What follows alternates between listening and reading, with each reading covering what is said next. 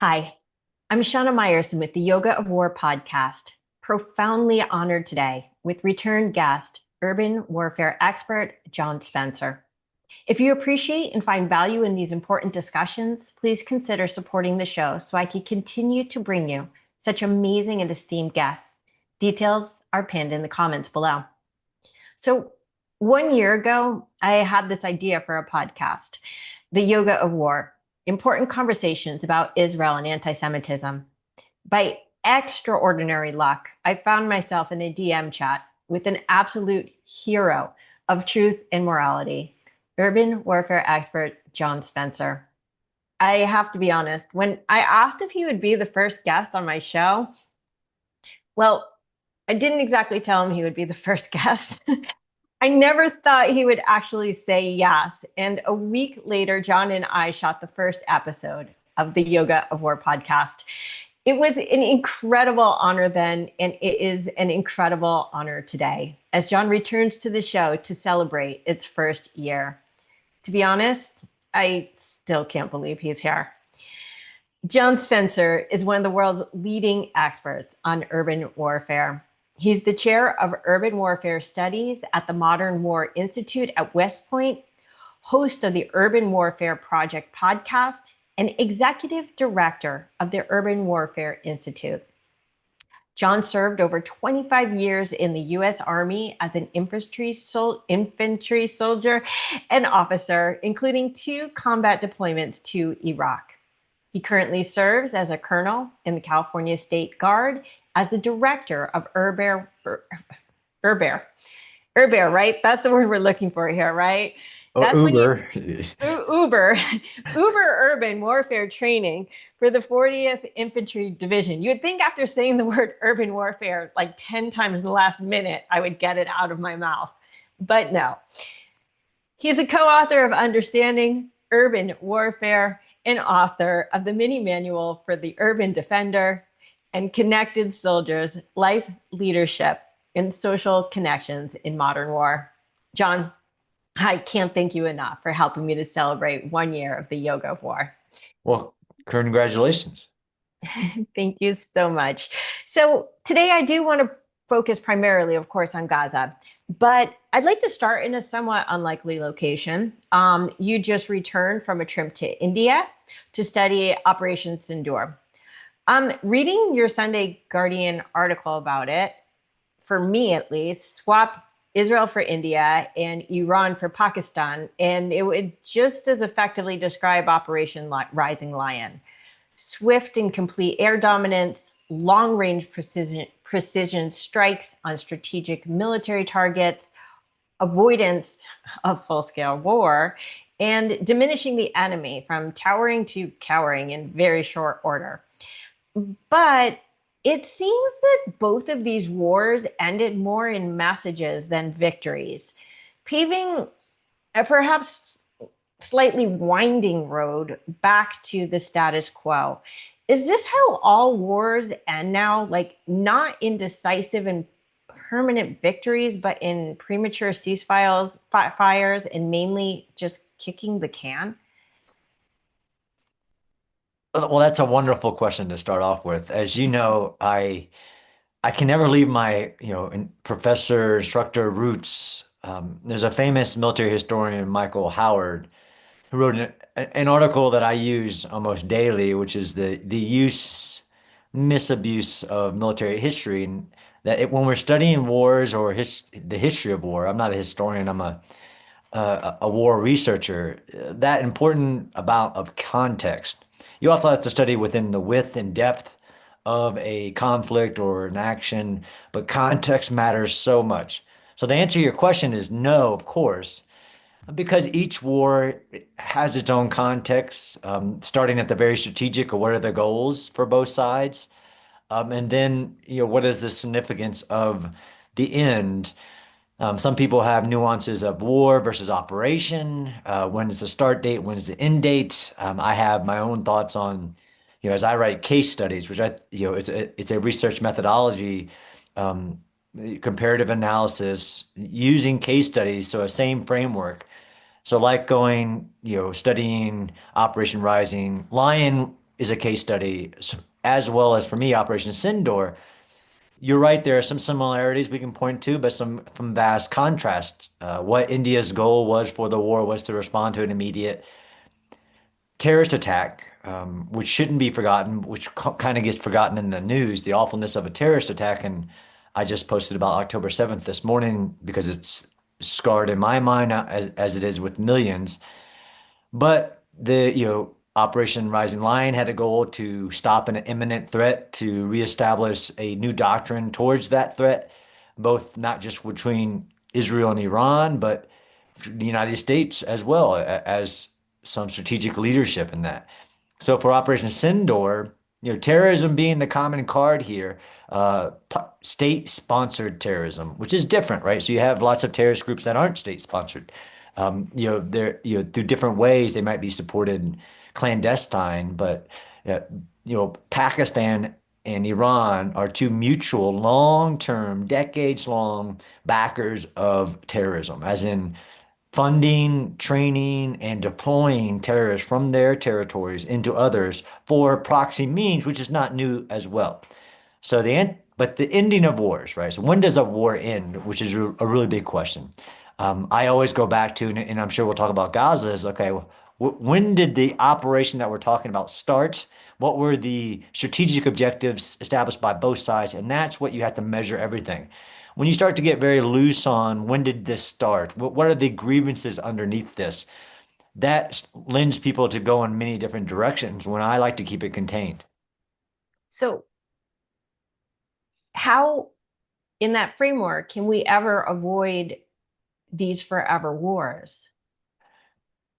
I So mean, I could argue that Israel and the Palestinians will absolutely be forever. I might argue that Pakistan and India might have some I don't know, some broader possibilities. I don't know, but so it just seems like, yeah, forever is built into that answer.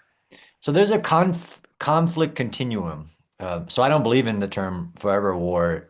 Some people view that as a kind of synonymous with wars that protracted warfare or a war Mm-hmm. that didn't have a clear ending, like Vietnam, Afghanistan, which there was a clear goal. It's just there's no way to achieve it with the current strategy, and that gets used by many people, especially now. Saying Iraq and Afghanistan were forever wars is it's just misapplication of terms. There Sure. is the use of the word war as well, right? So, two societies can be vastly misaligned and ideologically like Iran, whose sole being as the Islamic regime of Iran is to destroy something else. That's their ideology. I mean, that's what they say every day. They chant. Um, that saying they've always been at war. Like this war didn't start. And this is back where I'm going. Like, no, no. There was a start date to this. There's an end date. Does that end everything? Which is your question too about Sindor, is that you don't go back to the status quo in neither in Operation Rising Lion nor in Operation Sindor is there just immediate reverse back to status quo. And I think that's really important because by the fact that one side kind of says, I'm done with the status quo, right? Israel said, we're not going to continue to let you get you closer and closer to the nuclear bomb, and they acted. Same thing with Sindor. Like, we're not going to allow you to do this terrorist attack. And there's lots of histories there with the 2008 Mumbai attacks, 16, 19, even 2001 with the parliament building terrorist attack. And there's always been a different diplomatic kind of response. So those are the nuances that I like to point out as well, is that this is not going back to the status quo. This is a strategic shift, even within regions, right? What we've seen happen in the Middle East, thanks to Israel, is a shift that is generational that people, if they're haters of Israel, don't want to highlight. And if others are just not connecting the dots between, President Trump's trips around the Gulf states and, historic economic ties to the fall of the defanging of Hezbollah, the fall of Syria, the defanging of all of these elements. These are generational changes that are the outputs of the war. But you're right. Um, some of these groups won't ever stop wanting to kill somebody. So there's always that. That gets you to this idea of like, how do you kill an ideal? Yeah. I don't believe in that. I believe, people hate others to include being radicalized that their sole being, and you can go into fundamental religion at the foundation of that, to hate other people. But that isn't necessarily having the capability to attack. The arms, the nuances of borders and the diplomatic and the law and all that stuff. It's really hard to kill an ideal. That's true. But it is very, very straightforward on how do you remove somebody's power to hurt you. I can't convince people. There are economic and there's a theory of like de-radicalization, reconciliation, all this stuff that is the gray areas that people will start to put into buckets of forever wars, right? There are plenty of case studies of what right looks like, right? Post World War II, Imperial Japan, Germany. There are other cases where an entire population is de-radicalized from saying that their entire existence Mhm. is the destruction of somebody else. And then you want people to have shared human values of development and progressiveness. Yeah, and it's so many, and this is why I have a lot of job security because there's so many tentacles to that very simple question. And also, you're really good at your job. So before we move on, I do want to just mention one more thing about Pakistan, only because I read it just last night. Pakistan has absolutely no skin in the Gaza game, of course.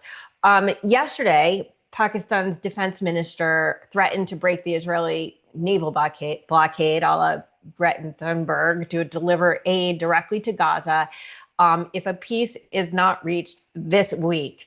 And if Pakistan is intercepted, which of course we know they will be, they say they will strike Israel militarily.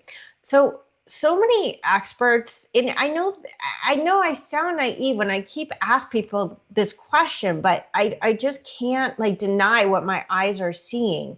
Like everyone is insisting we are not witnessing the start of World War III. I personally believe we're already in it. It sure seems like the nations of the earth are all like lining up with either the allies or the axis of evil. In your estimation, like where is this all honestly heading? So again, going back to my kind of they're not maxims, but these underwriting theories. This is why I love my job, military theory. You can get into international relations theory, you can get into political sciences. For war, there is always an evolving character, right? The technologies and I call those things out when something's fundamentally changed in the character of war on how do you penetrate somebody's borders, the deep intelligence penetrations that Israel did against Iran. Those are what we call character of wars. But the nature of war, the fact that it's human, it's political, and it's uncertain will never change. So you asked me for where this is heading. There's nobody, and if you have somebody on your show, and it's been amazing to watch it grow, who tells you can make those predictions, then probably don't have them on anymore. I can say that all wars, especially major wars, right? We've only had two, so there's been a lot of people predicting the next one, right? Right. The third one, that there are all kinds of underlying predictions and contributing factors to the triggering moment that led to World War I and World War II. It isn't like everybody didn't see the writing on the wall from nationalism to the rise of all these groups and it all adds up. I think we were headed towards, I wouldn't say World War III, the world from a very geopolitical perspective for many reasons, to include nations saying like, oh, I'm not going to have a military. I don't believe in this. A peace for everybody had led us to a very unstable situation.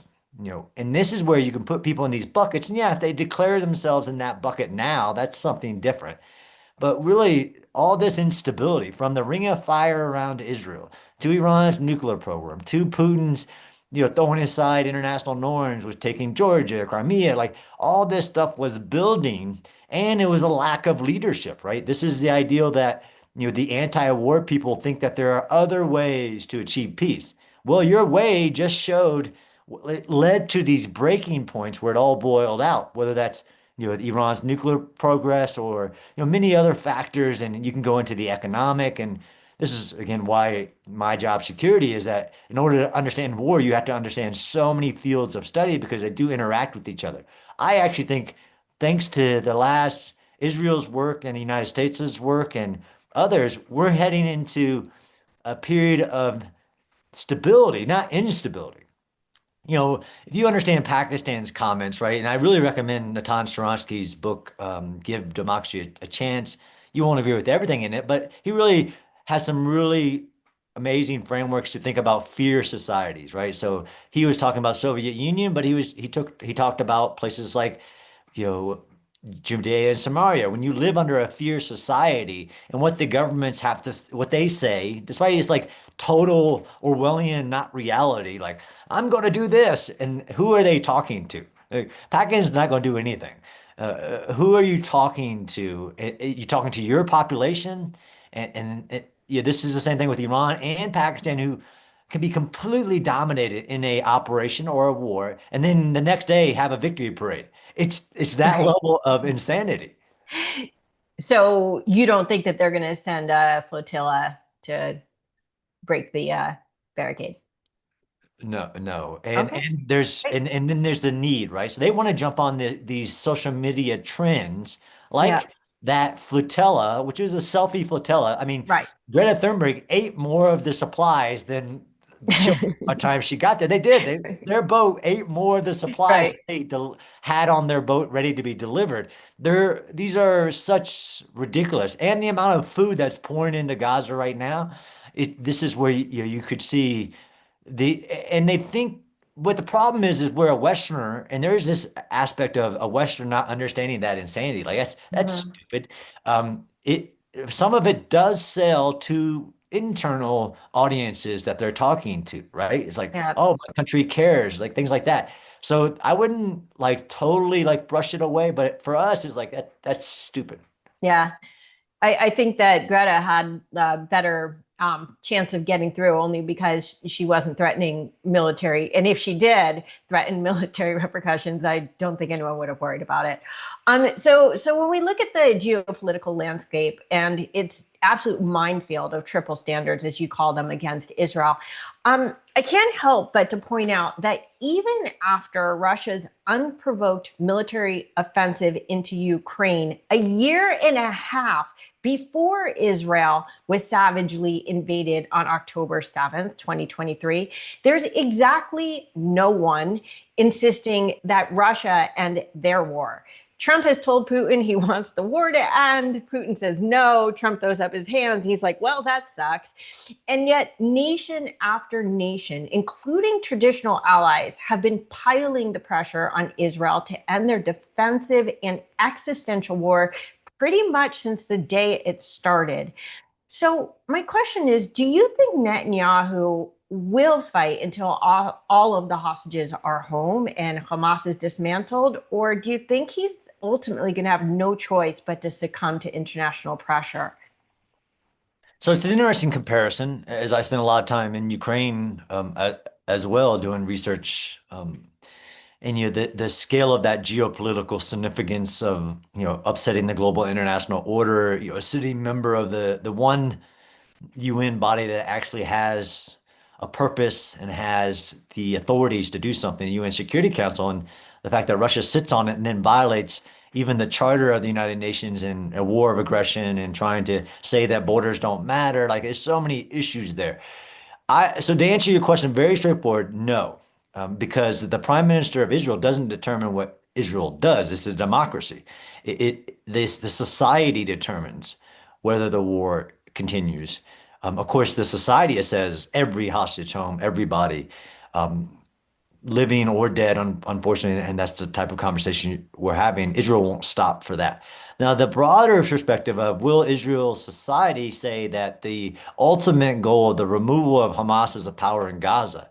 I've been saying from the beginning that having studied war for a long time, and despite and in what I was told, Israeli senior national leaders themselves, to military, to society, and I visited the Hostage Square and the nightly basically protests and things like that.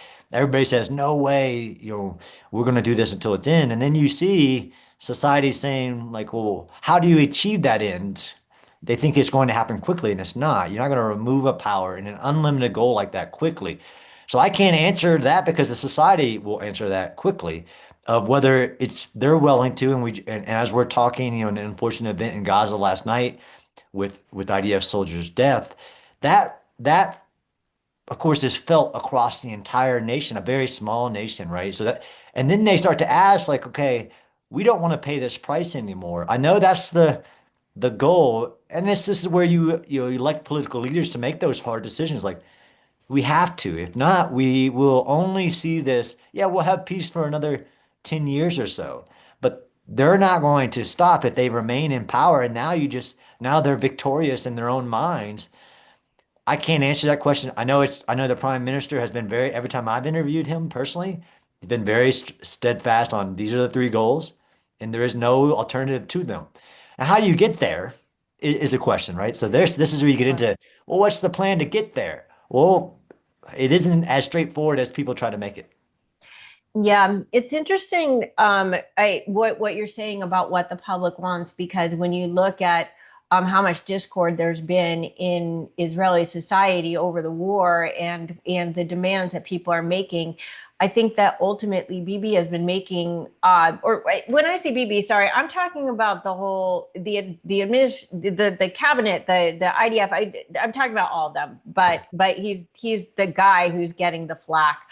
Um, but he keeps making these decisions that enrage people until they sort of unfold and they're like, oh, okay, never mind, that was okay. So I am wondering how much the intelligence of the leadership really does drive this boat rather than the populace. But I do want to talk about that really tragic ambush and mass casualty event last night, which was just horrifying.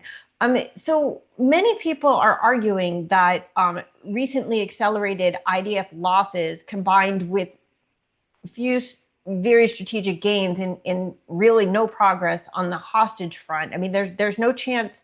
I shouldn't say no chance. There's next to no chance of saving more hostages the way that Noah Argamani, for example, was saved. Now that they have all the hostages surrounded by people with guns. But people are saying that all of these factors are sort of like the bellwether that it's time to end this war. So I personally believe that we need maximum pressure until all the hostages are home and our objectives are met. But as an expert, at what point do military operations have such a low marginal rate of return that they're no longer worth engaging in? Again, that's a society. One is that, okay, so there are many factors in that. One is, the fact that somebody believes that there is a bloodless war, right? So societies have become, and this is not the case in Ukraine and Russia, right? They're sacrificing thousands a day for their freedom, right? But within certain, I don't know what we call them, major rules of thought, that the loss of soldiers would lead to that strategic kind of questioning of the goals.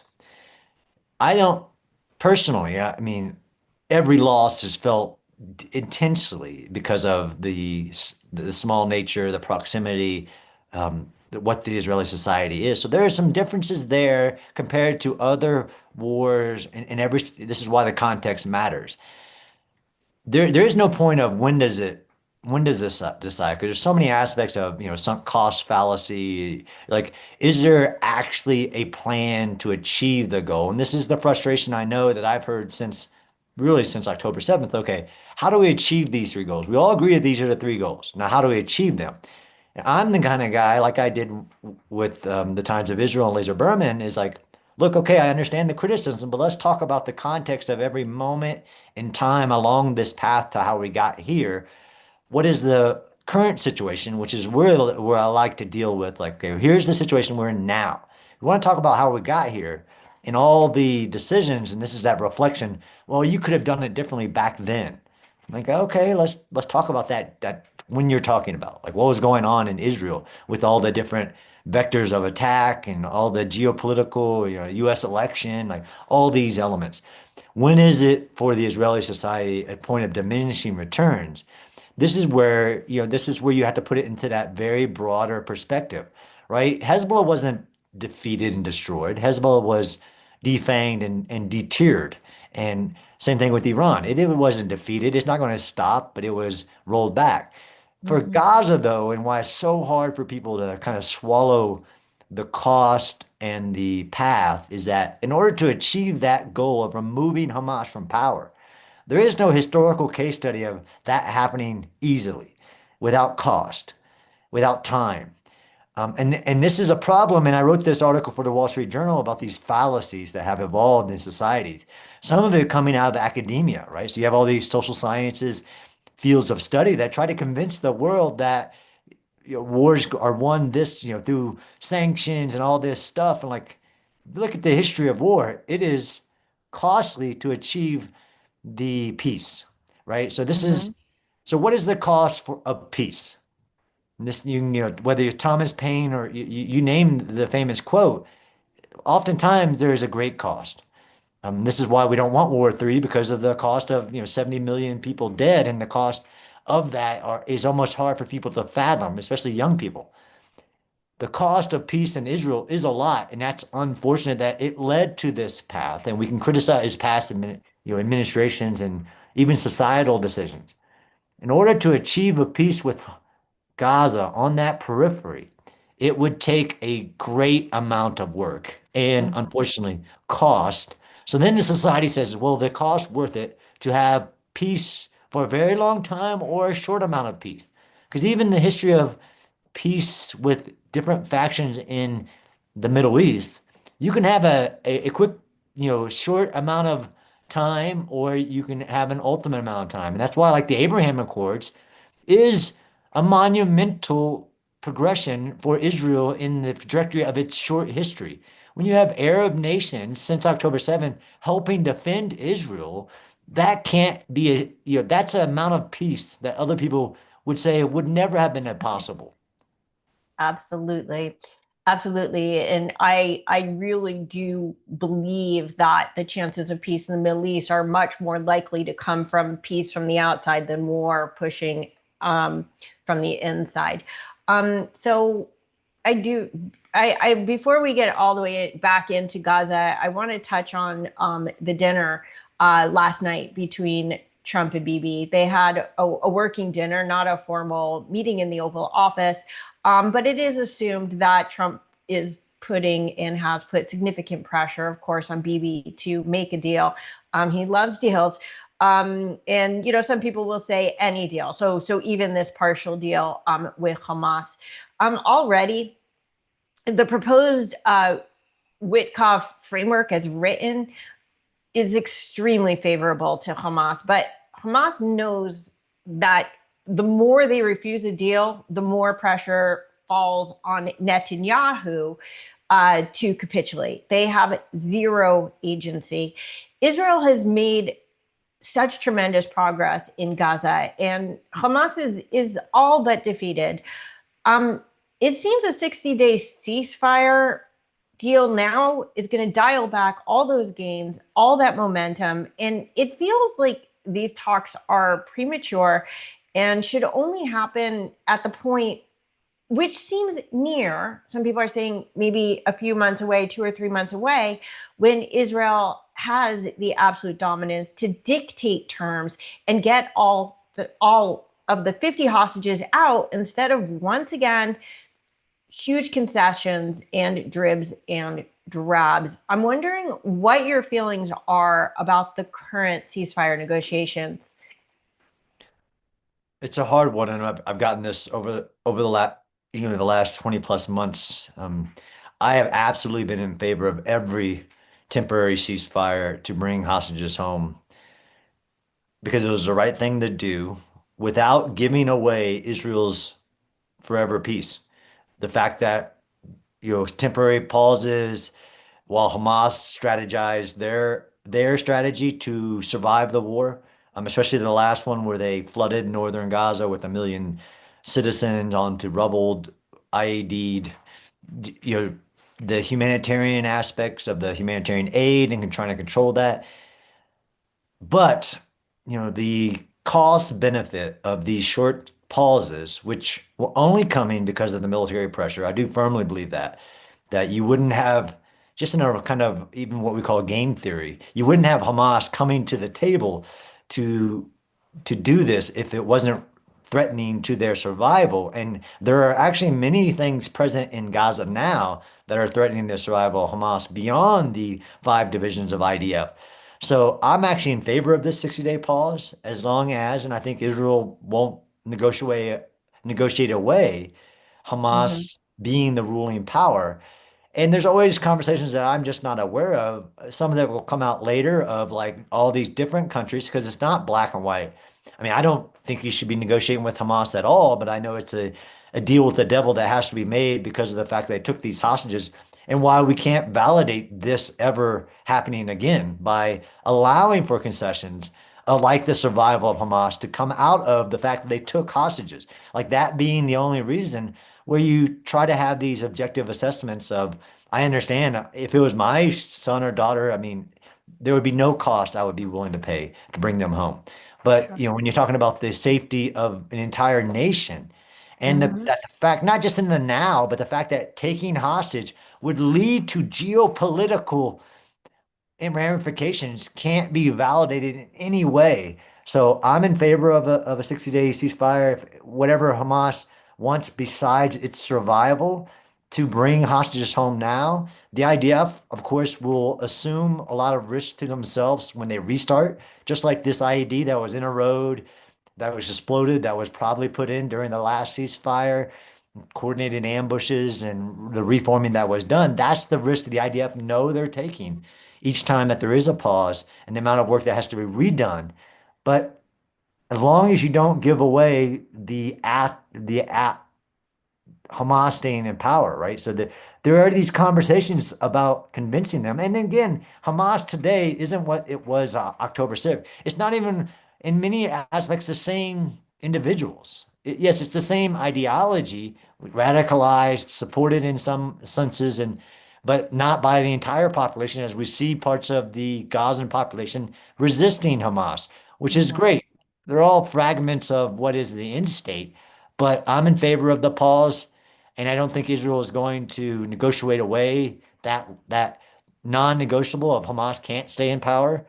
There are many ways that that can happen, right? With these, the humanitarian zone, the clans, the international group comes in, all this stuff, the demilitarized aspects. But right now, because every day that a hostage stays in captivity is a negative. I understand it will cost you more on the back end, and I think most people understand that. I think, John, for me personally, I could tell you, and I think a lot of people feel the same way. There's nothing I wouldn't give to bring hostages home, but the pain of thinking of leaving half of them there is what's so excruciating. And so I understand what you're saying, but it's this, as you know, many people have said, it's this Sophie's choice of like, that, Gali can come home, but his twin brother can't, or do we bring home Matan because he's very sick, or does he stay there because he's the least likely to survive? It's the old, who do you throw over the edge of the boat in order to save the boat, because who's the most likely to survive, or so I just think that everybody wants hostages home. There's no question, but the choices are utterly excruciating. Now, the demands that Hamas are making, honestly, are untenable. I mean, it's not just what, it's not just the ceasefire. I mean, we're talking about, they want Barghouti back. They want the end of the GHF. They want retreat from the advances. With now that Israel has 65 to 75% control of the Strip, they want the war to end. They want, like, the list goes on. As far as I'm concerned, Israel is only in Doha to say, listen, we're not the one who sunk this ship. I think that both Bibi and Netanyahu know and acknowledge that there probably won't be a truce, and that is going to be the nail in the coffin that Israel says, okay, we're going in full force, and we're going to finish this job now, done and done. But what will that mean for the hostages? Yeah, there's so many aspects that have along this conversation that are unique to Israel, right? So if we were to remove Israel and just create a scenario involving, a non-state actor, terrorist force, and run all the scenarios, and like, of course, the civilians should be able to get out through Egypt and get out of the way. Of course, all these elements wouldn't be present in any other situation, and this is why. Of course you wouldn't negotiate with a terrorist organization holding your people. Like, there's so many elements here that people don't understand are so unique to this situation, to Israel, even the geopolitical aspects, like you said, with Pakistan's comments of the fact that even the Hamas people who design, finance, everything are billionaires living in luxury in Qatar where the negotiations are happening. I mean, these things are unparalleled in human history, and because it's Israel. So Hmm. developing like, okay, what is the school of even the history of warfare say about what should happen? Well, there's a lot of this that shouldn't be happening. You're right. Like negotiations are stopped, full-fledged multi-division assault, clearing every piece of ground, and there's still 30%, and I wouldn't even say they control 70%. I know that's the goal right now. 30 plus percent that Israel has never gone into out of many reasons, like concerns for the hostages. But it's because there's all these unique features of the war in Gaza, like the presence of the civilians and these zones that are basically no-go zones because you can't get the civilians out, and there's all these different plans to get over these hurdles that are so unique to that you probably understand. I mean, having studied this for so long is, but I'm kind of the guy going like, this is crazy that people don't understand how unique this situation is. And you have all these talking heads are like, this is what should happen and all this stuff. And like, do you understand how unique this is to war? Is that this Israeli standard, even in returning their hostages, um, in after October 7th, and there's so many elements here. And then can I tell you here's what needs to be done? I can tell you that there's no other nation that would have done it this way because there's no other nation that would be forced to do it this way. Hmm. Absolutely.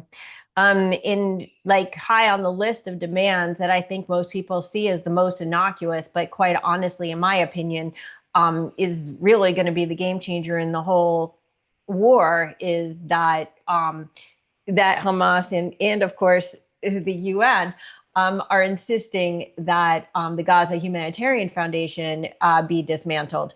But If I it was just seems if I was to explain that to my sixth grade kid, like, hey, there's this group who's handing out millions of meals a day to the right, people, and the people that need it are getting it, but we need to stop that. Like, it right. makes no common sense.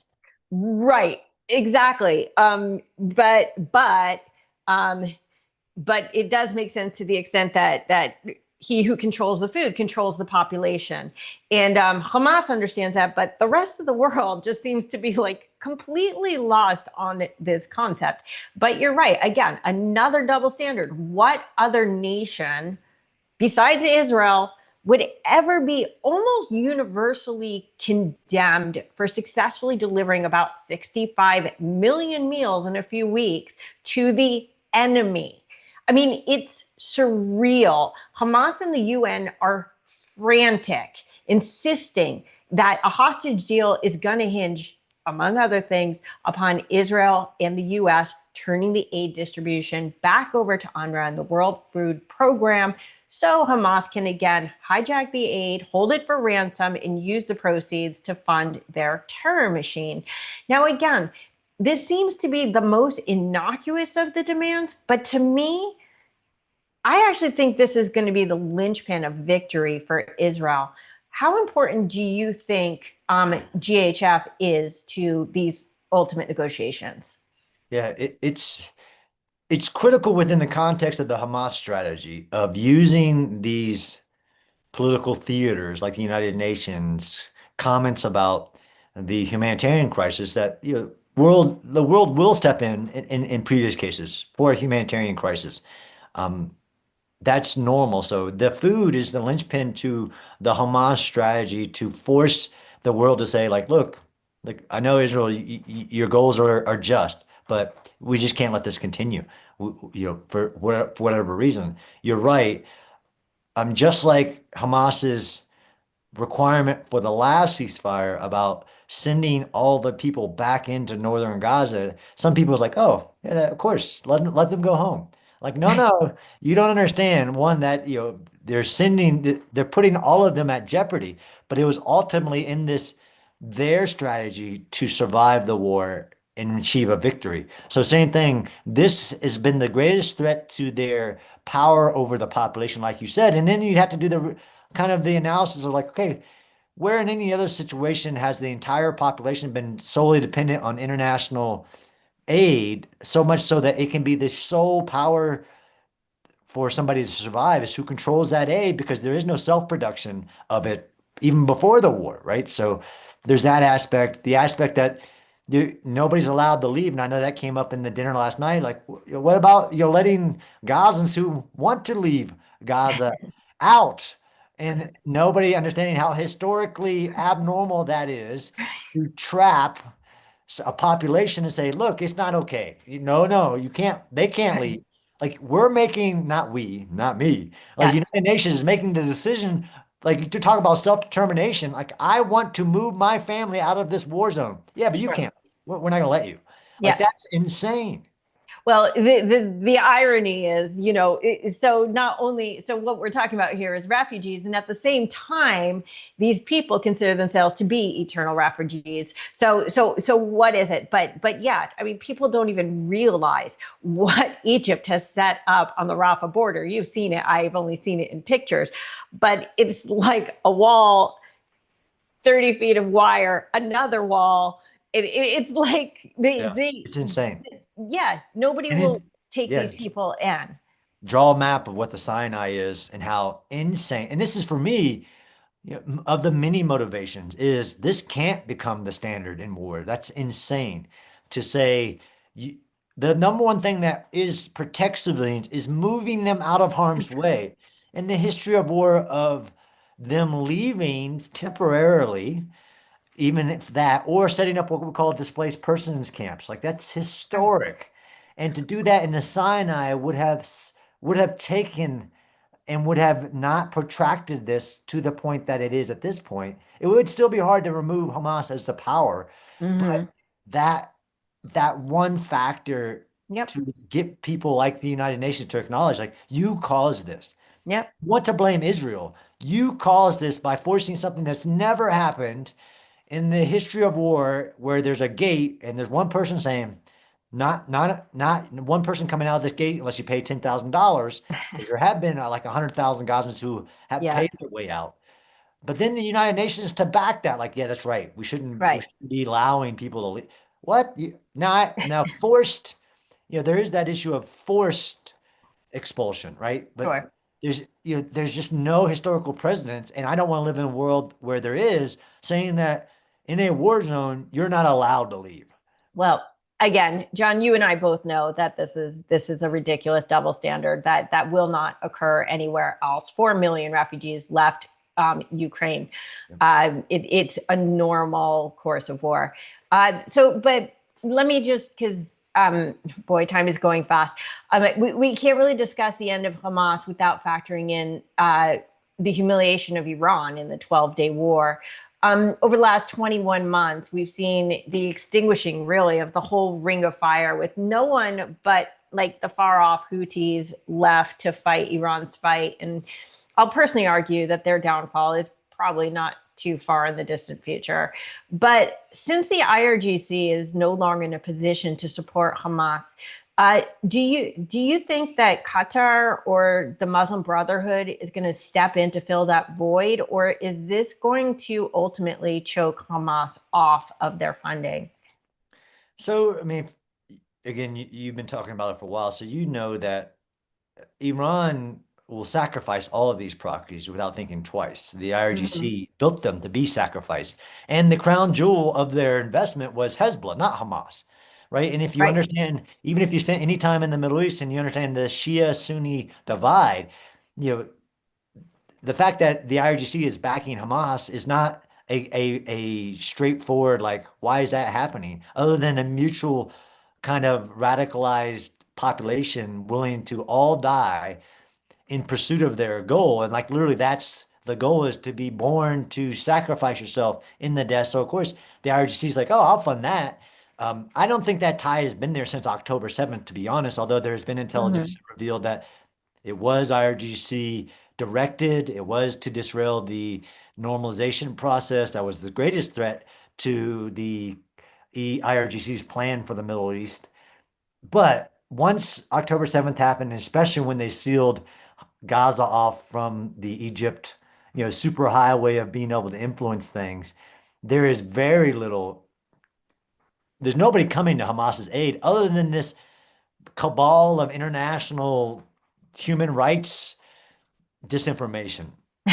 That's right. Right. So this is that, and I've been dealing with these people for a very long time, the anti-war, anti-Israel, anti-common sense crowd. And they have the title of credibility based on institution that has no credibility historically, like on what they say. But there is no, you're right. I wouldn't say the Ring of Fire has been put out. Of course, the Quds Force and the IRGC, it's a mammoth. The Sure. Hezbollah fight is not gone, although there's lots of indicators of progress. And with the Syria fight and without that drug trade money going, there's so many tentacles of this. But Hamas is isolated, right? This is why they're fighting so desperately for a path to surviving, even though they're not the same people. Uh, that it's not that Iran tie is not their survival at all. So how because Israel is saying they are going to fight until Hamas is deposed, how do you envision the end of Hamas rule? I mean, do you think their leadership would ever agree to be exiled, or will the organization simply be humiliated and defamed like Hezbollah? And I agree, like the fire isn't out, but they're just embers. Now, I have a friend whose fire embers that were 3 days old were thrown in the trash, and literally her whole house burned down. So I know how important in devastating embers could be. But while the fire's down, what happens with Hamas ultimately? So ultimately, if you don't replace the power in the Gaza Strip, Hamas will survive and rebuild out of the ashes, like you said. Um, they'll look for new lines of support. They'll rebuild in their own way. The radicalization will continue with the UNRWA books and the Sesame Street and all these elements that Mhm. are the underneath the name, right? So that Hamas is the name. Could somebody come in and change the name, right? And this is historical as well. Like I'm not Hamas, right? I'm somebody else, but it's the same thing on a different Mhm. card. I can't tell you what the direction because there's so many variables of what the Gaza Strip is, right? It's not Judea and Samaria. They're violently opposed to each other. There's so many very unique aspects to what is the Gaza Strip, what is the population, what is Hamas. I can say as a strategist that if you don't replace the power, then Hamas is still there. And you could, this is the ideas of, backing the clans temporarily to fight Hamas. Mhm. And then how do you build something else, right? What was it in the beginning? This is the whole failed nation building counterinsurgency thing that everybody doesn't want to get into. Just as a straight strategist, though, if you don't replace the power, and this is very, just as of this morning, right? A kind of disagreement between Israel's leadership and the IDF about moving the population into southern Gaza and governing them. And you have resistance to that because it's really messy, really hard to do. But temporarily, I've been of the position if you're not willing, as in Israel, to temporarily be the governing power, then Mhm. you're on a long path to anything else being the power in Gaza. There is this idea of like, islands. You could do it by islands in Gaza Mhm. strips. You could create an island, which is basically what they're doing. They're just trying to build one island in southern Gaza and then have something else be the governing power, like an international group. That's a way. You could make their different islands. In order for Hamas to be removed, there has to be another power. And to think otherwise, it's just not logical in my kind of study of the history of war. But So you asked me for like what happens with Hamas. It's really hard because the Gaza Strip is very unique just in the variables that are present. And the idea that you could just in name replace Hamas with something, or is it a variations of something? Mhm. So many aspects to the history of Egypt and Gaza, the groups that are there, the Fatah versus Hamas, Palestinian Authority. I can say very simplistically, if you don't replace the power, like it's just not going to wither away, right? Mhm. You can weaken it so that another power can survive, right? This is the idea that you could have given the Gaza Strip to the Palestinian Authority in December of 2023. No, you couldn't. Hamas is more than just arms and people. It is a power. So you had to weaken that power, and Israel has done that very well. But even then, you have to be able to secure because it might be there's some famous quotes about having power in an area where security might be one of your problems, but it's 90% of your problems until you fix it. So Mhm. just the fact that there are still Hamas with arms is going to make it really hard for anybody to survive. So it goes back to the clearing operations. You haven't cleared Gaza. You haven't cleared it of its weapons and even heavy weapons. Even this ambush we talked about happened with an IED explosion and then an ambush of small arms and medium-sized weapons. Like you have to demilitarize, you have to, in order for another power to exist, even if it's completely, Palestinian or Gazan, it can't survive without removing Hamas's capabilities and power. Yeah. And one of the big problems, quite honestly, is that UNRWA is inextricably linked and tied um, to Hamas, and UNRWA is considered to be like the good guys, right? They're the UN. Of course they're good. And by the way, the people of Gaza hate the PA. It would cause civil war if the PA were just if we tried to. People think that overthrowing, say, Ayatollah Khamenei is going to create a power vacuum and it's going to create chaos and this and that. If you take the PA and put them into Gaza, I mean, the whole place would implode. Now, I think that the U.S., at least under Donald Trump, is committed to dismantling UNRWA, finally ending the Palestinian myth of perpetual refugeehood, among other things. But you also touched upon something that is so important, which is the education, i.e., indoctrination of the last 18 years of youth to join the jihad. So let's assume that UNRWA is dismantled and that Hamas is somehow unseated. How long would it take to re-educate and deprogram an entire society? And like, how many generations would it take to accomplish that? It's a great question, and it does get into that. There is a whole academic field of study in post-conflict operations, right? So stability, what we call DDR, even reconciliation. So there people saying, "I used to be Hamas, I no longer want to be Hamas," and they signed something.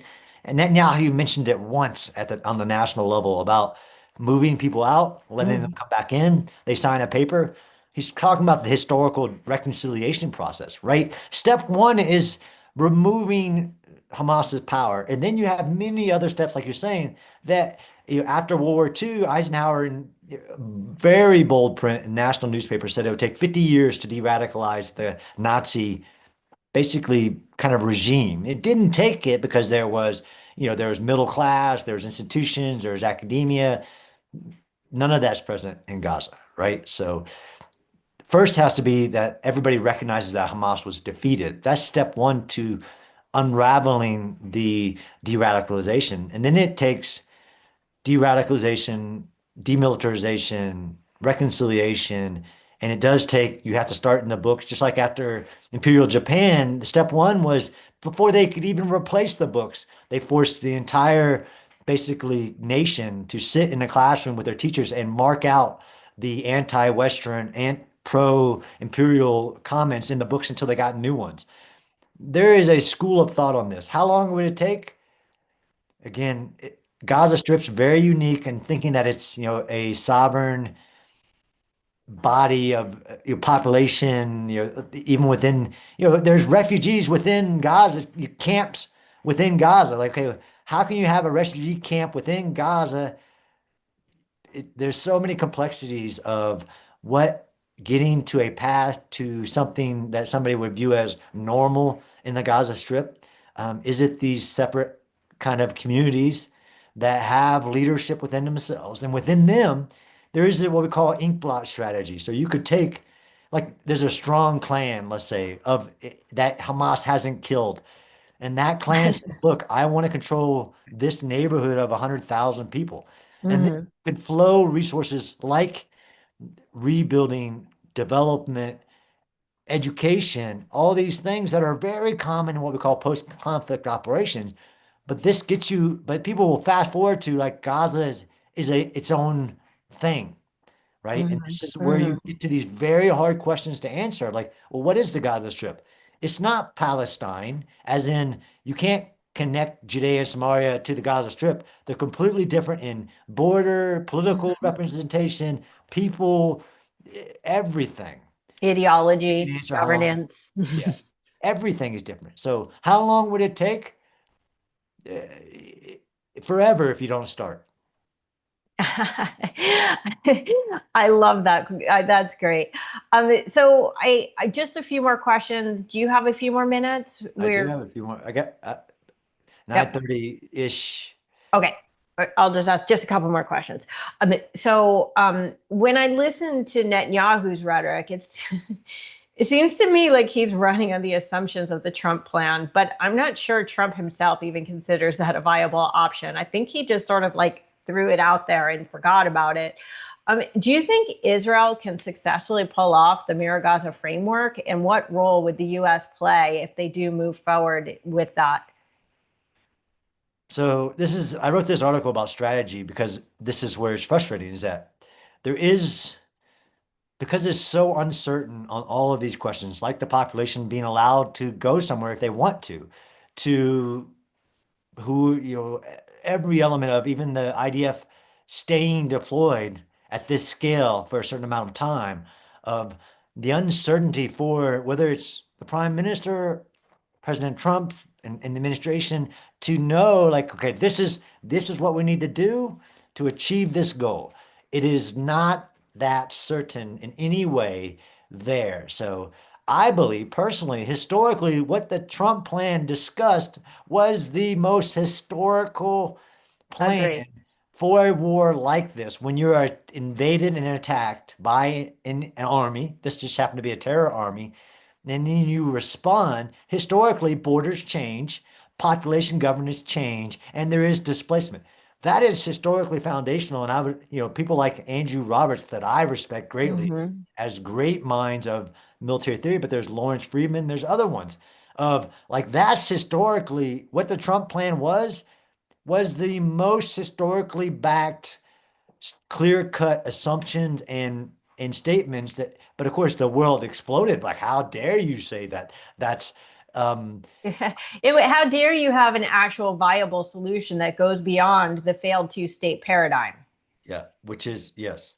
Um every war has to be looking at in context, and I get to travel the world looking at war in Azerbaijan and Armenia about an autonomous region, and I'm in India talking about Kashmir.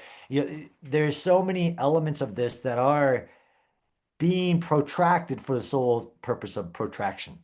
And they were talking about parts of the Trump plan light, but war is political. So there is this, what we call the trinity of course, you have the militaries trying to achieve the goals. You have the politicians trying to help even geopolitically achieve the goal. But then you have this kind of, of course, the populations and the uninformed populations about like what it is, what we're talking about here. Like, of course, you can't say that people should be allowed to leave Gaza. That's like, why wouldn't I? But it influences political. It influences elections. It influences like so much the international media lies and everything. I don't know, Shayna. That's the problem is that it's so uncertain. I know what should have happened, Hmm. but I also understand that you always have to look at it on what is a plan reasonable, this is definitely reasonable. Feasible, okay, now we're talking. Feasible to whom? Acceptable to whom? Like all these things that we talk about in like courses of action, right? What plan will is acceptable to who? Historically, it would have been acceptable to conquer Gaza because they formed an army and attacked Israel. Like that's like straightforward, but it's not as straightforward because war is human, it's political. I can't give you answers. I don't know tomorrow if there's an announcement that I didn't see coming because Sure. there's more than just President Trump and Prime Minister Netanyahu talking about this. They're talking to multiple countries on, okay, are you going to be involved in this plan because you're part of this problem? Egypt, Qatar, Saudi, like all these elements, Turkey, you want to come in? There's so much going on here that people don't want to acknowledge that is beyond, this isn't a black and white conversation. There's things that I wish that would go away, like the billionaires in Qatar having any seat at the table. I mean, why aren't you been kicked out of Qatar and go hang out with what's left of the Hamas in Gaza? There's so many elements of this that are frustrating because there is no clear answer to how does this end. Yeah. And ultimately, I don't think that any of these Middle Eastern countries would like to posture how much they care about Gaza at all. Nobody wants a piece of this. And so, yes, all these talked about having like an international force come in to govern. Somebody has to be able to go in order for that to happen. So I guess my last question about the future of Gaza, will Israel have to maintain an indefinite military presence in Gaza, regardless of who winds up governing the strip? Because you have to be able to trust them that they will not allow them to remilitarize, to dig tunnels, to build their infrastructure back up. Or do you think that Israel may be able to execute a strategy closer to the Lebanon model where the IDF only intervenes as specific threats emerge?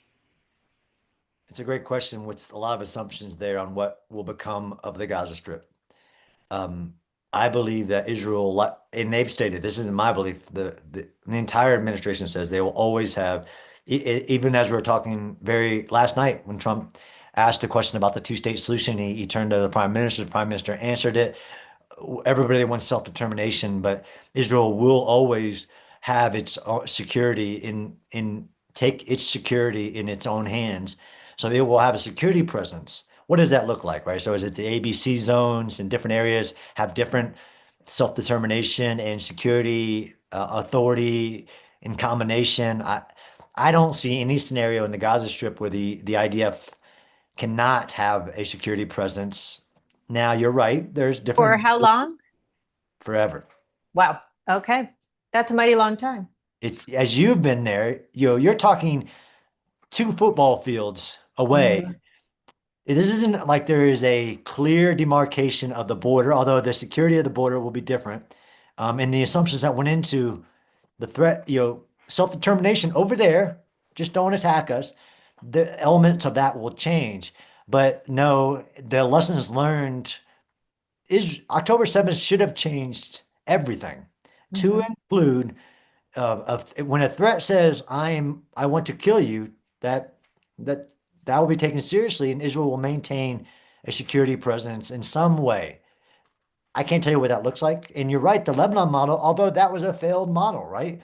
So of course, the Lebanon war occupation element of that failed. If the enemy has a safe area to go away, of course it's going to Mhm. just keep attacking you. The UNIFIL model, failed model. Hezbollah built an army inside, right underneath the nose of the UNIFIL headquarters. I've been there. I looked down on it. There's UNIFIL. There's the Hezbollah bunker. This. So there. I don't know what it's going to look forward to, but I can pretty much say because Israel says, and I believe them, that they will have a security presence, period. And the ability to act. And this is why, again, even with Iran, we're talking about a new security paradigm of we see you building a bomb. We're going to try everything else but action to stop Yeah. that. Well, that's gone, right? So that old status quo is gone. And that's part of the conversation this week with Israel and the United States is what does that look like? When when Iran keeps building their bomb, it isn't the same status quo on when Israel will act for its survival. I should clarify, when I said the Lebanon framework, I meant since last year, since the beepers and the pagers and the things, not Israel has been since the doing Lebanon operations war. against, despite the ceasefire, which is amazing that it's held, and that Lebanese army is doing something finally. Yeah, The Lebanese government is doing things. Hezbollah is still there, but Israel is also continuing operations exactly. against threats, and most people, because the status quo isn't the same, right? So you're not going to have a rocket pointing at the heads of northern Israel anymore. Like that's part of the ceasefire agreement, but I'm Hmm. going to take it out when I see it. Like that's kind of like it's a new status quo. Yeah, that's the model to which I refer. Yes. Okay, John, before we end, can you tell us about your Urban Warfare Institute, its mission, and how can people support your work? Sure. So I built, because of the complexity of even my work, I put together a team of people and created this nonprofit educational institute with the goal of doing this, having a collection of experts who understand war, urban warfare, and everything. So these are people that I've known for years, put them together into a group so that we can continue working outside of my other work. I have many hats. So created the Urban Warfare Institute.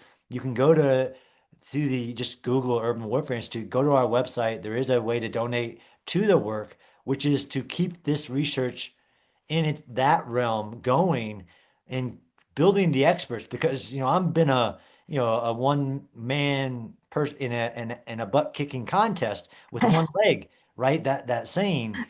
So we need more people who are educated enough to win the next moment, because I believe only the dead have known the end of war, that we have experts to help inform all these different audiences, like we've been talking about. That's what the Urban Warfare Institute is trying to do. But of course, that takes resources, and it takes not just people, but funding as well. Absolutely. So, acknowledging that you're neither Jewish nor Israeli, what do the words Am Yisrael Chai mean to you? To me, it means and a beautiful amount of people trying to survive in a very rough neighborhood. For me, it meant my friends that I lost on October 7th. For me, it means the strength of the Israeli people, to include the Jewish people going back a millennia. That is the one Jewish nation, and they will always fight, from the saying of returning to Jerusalem to having this amazing democracy, this strong democracy that benefits the world in Israel. That's beautiful. Hey, John, thank you so much. Thank you for the work that you're doing. Thank you for defending the Jewish state. And thank you for just being you. I think you're an incredible you. And Am Yisrael Chai. Thank you, Shana. Thanks. Have a great day. You too.